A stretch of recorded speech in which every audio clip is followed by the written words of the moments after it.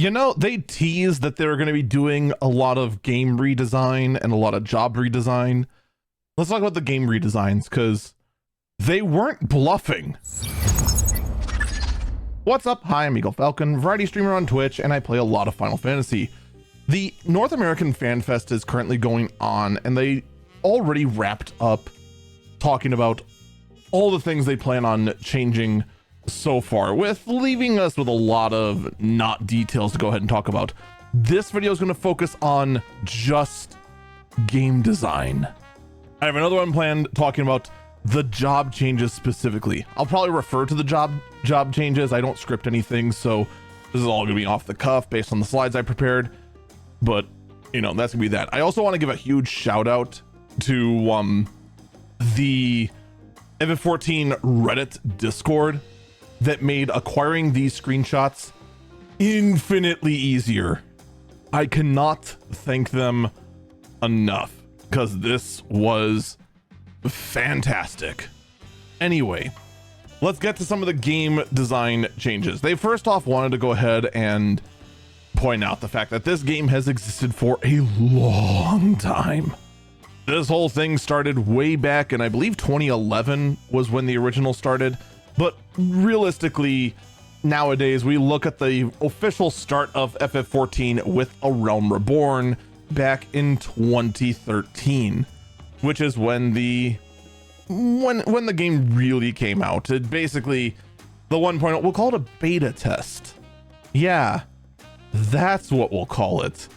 Beta test.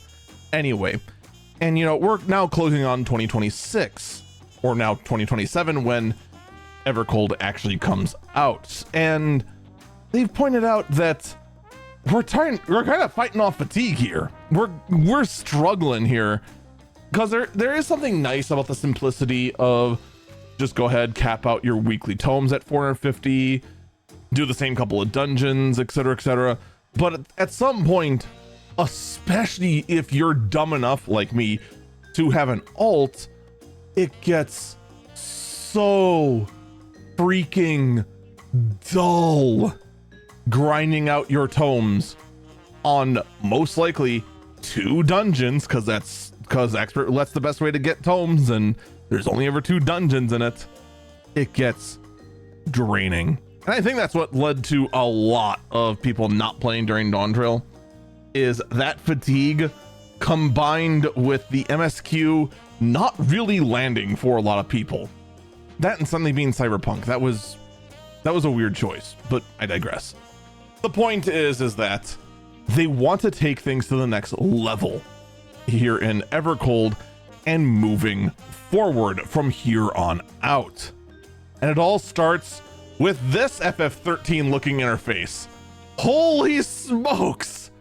This is about the most FF13 looking interface I have seen since FF13.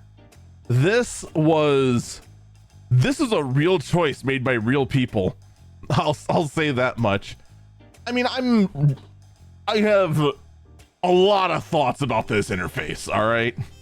So right off the bat, this drips with mobile game isms that may be off-putting, but I'm willing to keep an open mind.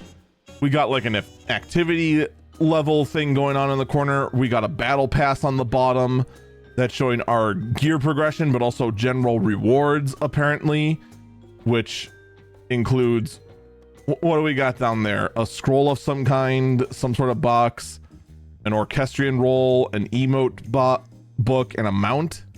Okay, I guess. In addition, we have a season 1 going on, rewards update in 14 days. So apparently we get reward updates every 2 weeks. But the whole point of this is that we are switching to what they're calling a weekly system instead of a daily system. So, I mean, yay? Question mark? There's a lot we don't know. I'll say that much. First off, we don't know how Savage Gear is going to work. We do see all these gear slots here, but we see like a lock icon on some. We see a check mark on others. It's kind of hard to make sense of what they're planning, and they didn't really tell us all that much either. But like I said, they're moving from daily to weekly. It also means that the daily roulettes are going away. You're instead getting weekly missions. And that's going to include things like complete a main scenario quest, complete a side quest, complete an instanced dungeon, complete a trial, complete a fate with the highest rating possible, participate in front lines, synthesize and deliver 5 collectibles, gather and deliver 5 collectibles, participate in a gate, embark on a I can't read that. Oh, ocean fishing something. Well, we can figure out what the rest of that is there. And you get a max of 3,000 weekly activity points, which desperately needs a different name because that just sounds like a name that a parent would give their small child for like doing chores. Please come up with a different name. Whatever, maybe it'll grow on me. Apparently also the ones with pluses are repeatable. And you know, if you, depending on how long this list goes for, this actually could be really good. Like unironically. So I mean, we'll have to see how things are with this. I feel like we desperately need more details on this rather than just making assumptions like we are. Now, they do want to go ahead and tell us more, especially about the Savage gear, but that's going to wait until Tokyo. Apparently we'll have more information in Berlin, but most of the information is going to come in Tokyo. There's going to be new ways to raise your item level. We'll have to see how that is, especially with these totems and these crystal things. We'll see how that ends up going. But they did want to go ahead and talk about what seasons are. And before you start going, oh no, seasons and a battle pass. Oh no,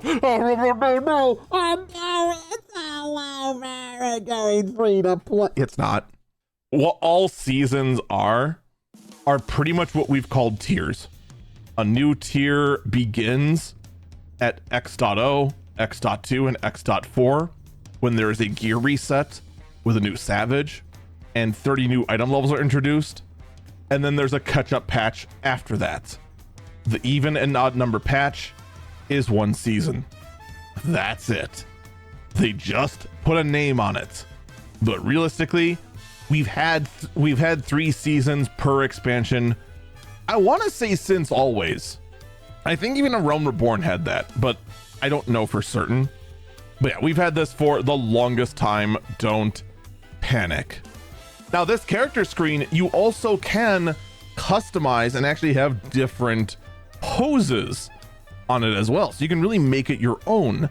Change the background, change your pose, change the look. You know, you can really go ahead and make this thing your own if you really want to, which I would say, yay. I'm not going to go ahead and turn down extra ways to customize and make it feel nice. That's not how I work at all. Now, they also addressed one other big glaring issue. There are currently 21 combat jobs in the game. Even though a lot of these jobs do share gear, like all healers share gear, all casters except Black Mage share gear. Black Mage has their own gear unless you tell them to go crit because deal with it. Samurai and Monk share gear. Viper and Ninja share gear. Dragoon and Reaper share gear. All the tanks share gear. But you look at all that and what I just said, that is 1, 2, 3, 4, 5, 6 sets of gear you're trying to get up to max item level.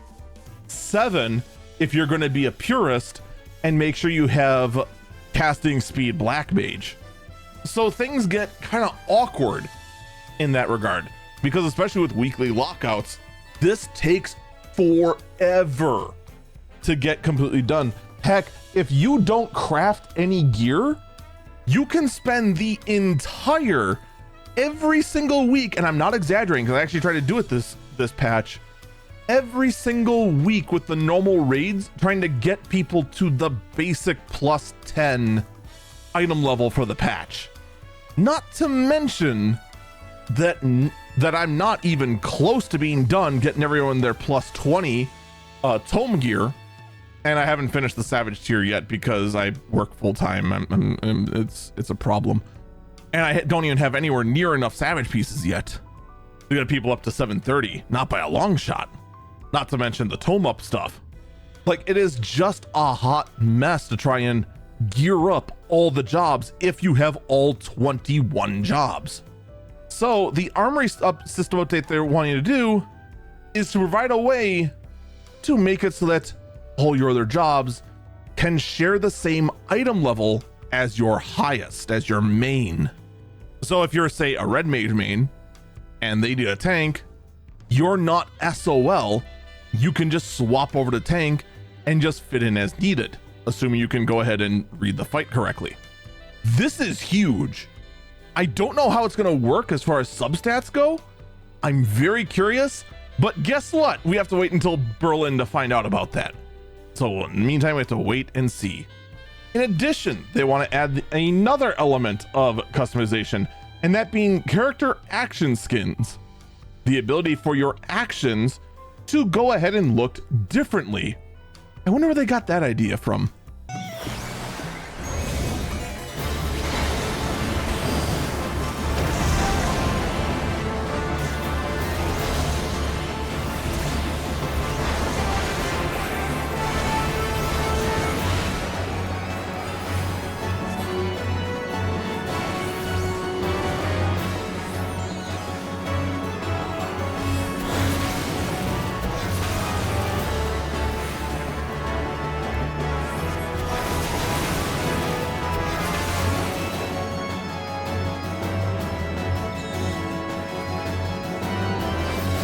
Oh yeah, the modding community.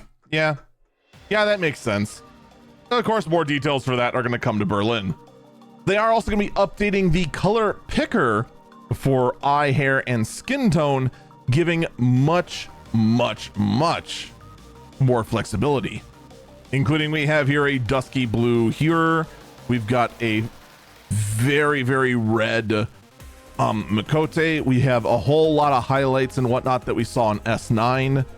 I think that's also here, but with Shrek green skin. You know, we got a lot of different options here, and I say finally. Huzzah. That's, what else do you need to say?